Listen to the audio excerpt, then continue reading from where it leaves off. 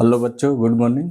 हम ज्योमेट्री के सीरीज को आगे बढ़ाते हुए 9th क्लास का हरेश अग्रवाल बुक का चैप्टर 7C का क्वेश्चन डिस्कस कर रहे हैं, जो आज चैप्टर ही लगभग कंप्लीट हो जाएगा। उसके बाद कंग्रुएंसी स्टार्ट होगा।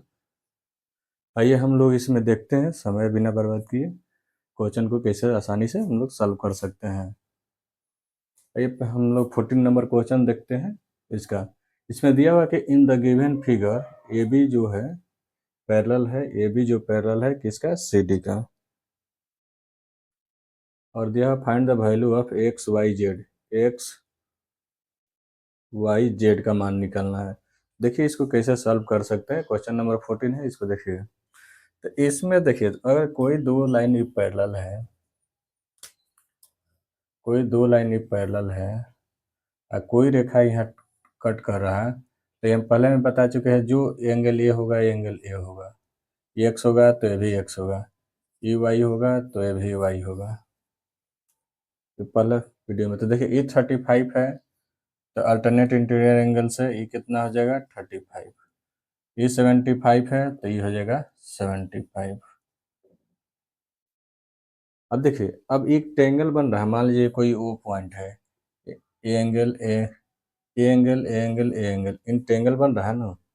तो कोई एक ट्रायंगल बन रहा है in triangle A O B, तीनों एंगल का सम कितना होगा 180।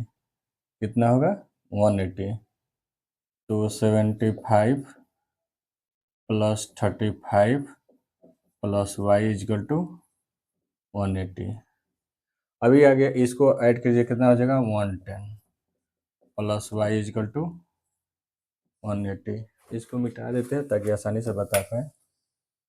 कितना हो जाएगा 110 180, तो वाई इजकल टू 180 माइनस 110 कितना हो गया, ये 70 डिग्री।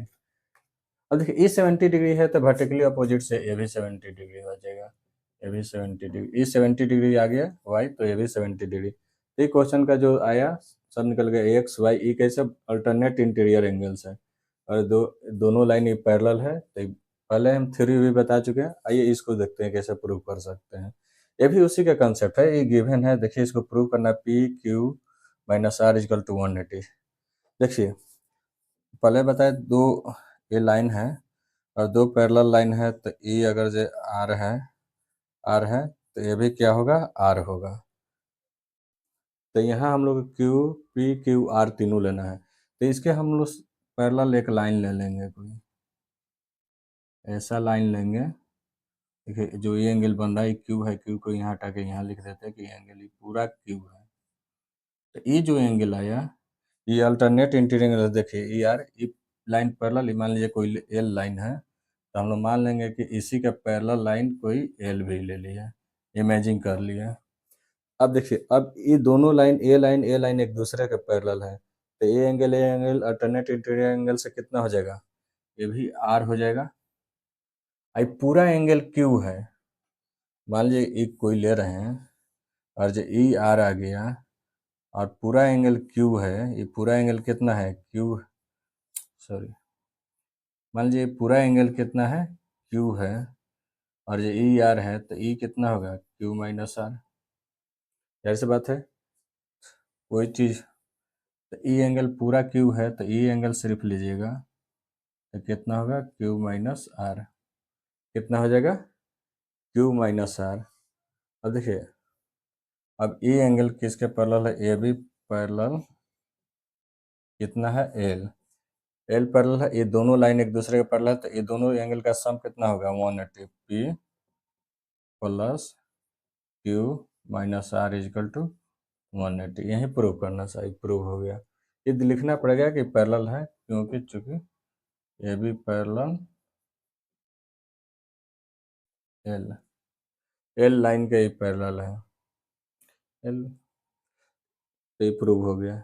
ये अल्टरनेट इंटीरियर ई आर है, तो ई आर है, पूरा एंगल क्यू है, तो ये एंगल क्या हो जाएगा क्यू माइनस है। अब देखिए आगे नेक्स्ट क्वेश्चन, अब 20, ये क्वेश्चन नंबर 16 था। अब क्वेश्चन नंबर 20 हम लोग देखते हैं। ये क्वेश्चन इसमें दिया हुआ बी ए पैरेलल ई डी, बी ए पैरेलल ई डी, ई लाइन के लाइन पैरेलल है, ये डी है कहीं नहीं दिख रहा होगा, डी है, और ए ई एफ के पैरेलल बी सी है। तो देखिए इसको कैसे प्रूव कीजिए, इसमें प्रूव करना है A B C angle, A B C ये एंगल और ये एंगल इक्वल प्रूव करना है। तो इसको कैसे प्रूव कीजिएगा? अब देखिए यहाँ तो कुछ है नहीं, एक दूसरे कनेक्ट है नहीं, तो इसको हम लोग प्रोड्यूस करेंगे। क्या करेंगे?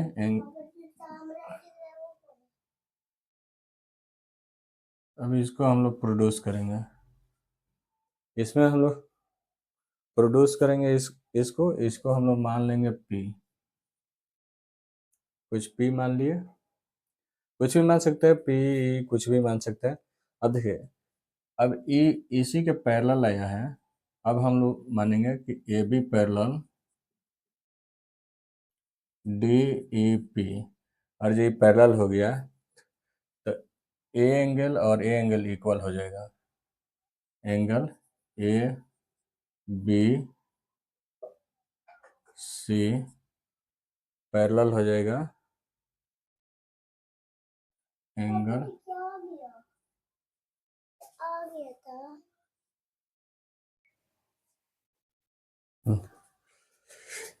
इसमें हम लोग ये देखें कि ए बी पैरेलल ये डी ई पी ये सबका पैरेलल है, तो ये angle A A B C और डी पी सी इक्वल हो जाएगा। क्या हो जाएगा? Angle D P C. इसको इक्वल ई कैसे होगा? करस्पॉन्डिंग एंगल से। कौन करस्पॉन्डिंग? पता था ना, एक एंगल है तो ये एंगल छोड़ के इसके इक्वल होगा, क्योंकि ये दोनों लाइन पैरेलल है। ये दोनों लाइन अगर जब पैरेलल है तो इसको छोड़ के ये आ जाएगा, तो एक करके से होगा करस्पॉन्डिंग एंगल से। करस्पॉन्डिंग एंगल से लिख लीजिएगा, यहाँ जगह नहीं। करस्पॉन्डिंग। अब आगे हम लोग क्या करेंगे? अब देखिए, अब ये दोनों पैरेलल है, E F parallel B P C और ई एफ पैरेलल है बी पी सी, तो इससे क्या हो जाएगा है? एंगल ए लाइन और ए लाइन पैरेलल है, तो वर्टिकली देखिए करस्पॉन्डिंग एंगल से एक एंगल छोड़ के ये एंगल एक दूसरे के इक्वल हो जाएगा, तो D E F equal to angle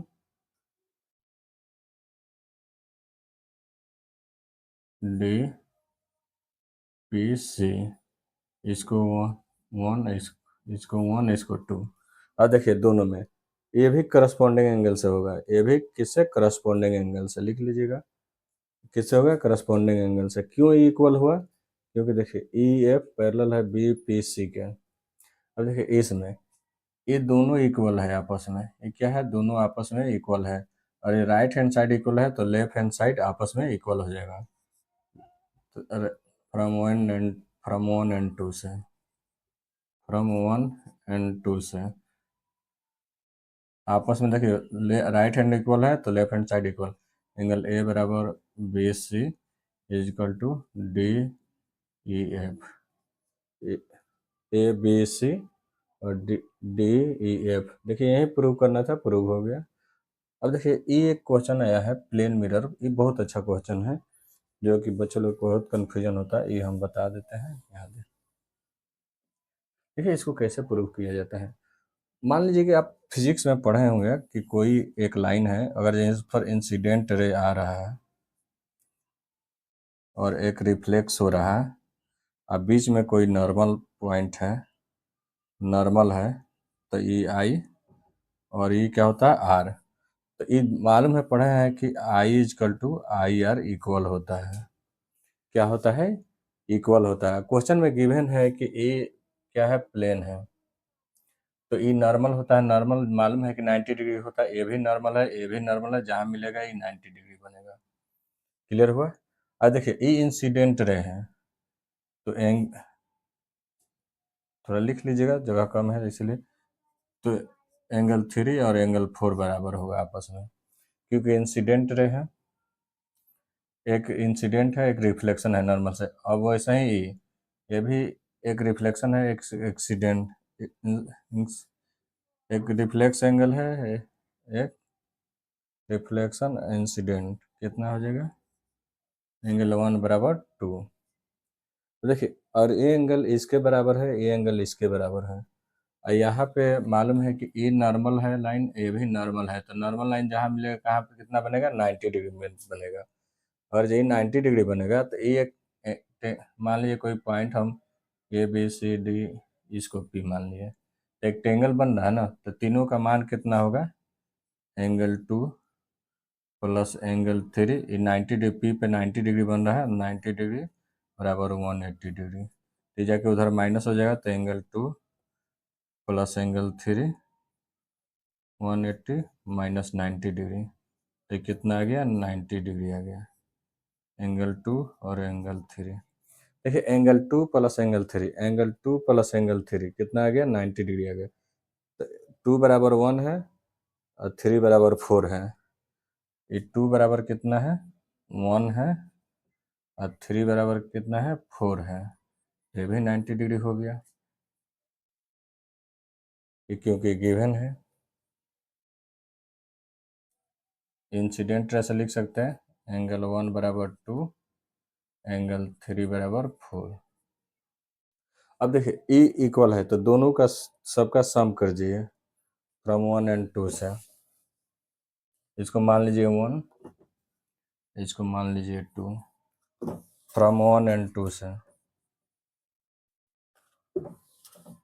from 1 and 2 से, तो सम कीजिएगा तो देखिए angle 2 angle 3 plus angle 1 angle 4 90 degree plus 90 degree कितना आ जाएगा, एंगल 2 एंगल 3 एंगल 1 एंगल 4 बराबर कितना, 180। अब देखिए एंगल ए का मान और इसका मान 180 आ गया, तो आप थ्योरम पढ़ चुके हैं कि कोई दो एंगल है और इसका सम x और y का, x प्लस y का सम 180 है, तो ये दोनों लाइन आपस में क्या होगा, पैरेलल होगा, तो हेंस क्या BD पैरेलल AC,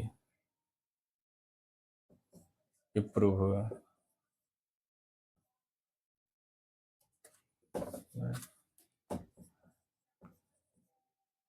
यही प्रूव करना था, ठीक।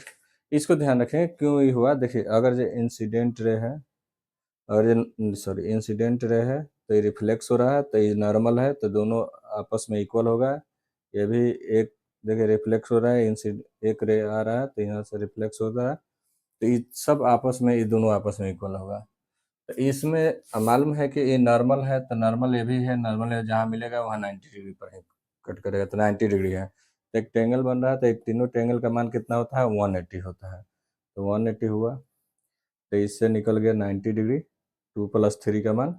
अब 2 प्लस 3 का मान तो देखिए 2 बराबर 1 है, 3 बराबर 4 है, तो ये भी मान 180, तो दोनों का ऐड किए तो देख रहे हैं कि चारों एंगल का सम कितना आ गया, 180 डिग्री। तो मालूम है कि अगर दो लाइन पैरेलल तभी हो सकता है जब दोनों का सम 180 हो, तो 180 आ गया, जैसे पैरेलल है, यहाँ ये लिखा हुआ है, दिखा सकते हैं फ्रॉम, इसको कुछ मान देते हैं, लिख देंगे फ्रॉम 3।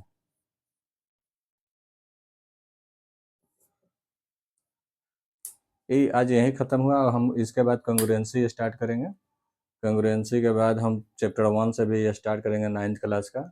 अभी 9th क्लास का चैप्टर 1 नहीं स्टार्ट कर रहे हैं कि एग्ज़ाम ख़त्म हो जाए, तो हम अगला साल से हम 10th का जो कवर करेंगे मैथ में, वो 15 साल प्रीवियस ईयर का क्वेश्चन पूरा सॉल्व करेंगे, उसके बाद चैप्टर बाई चैप्टर सॉल्व कराएंगे। पर डे वीडियो आएगा 10th क्लास का, वो वीडियो, थैंक यू।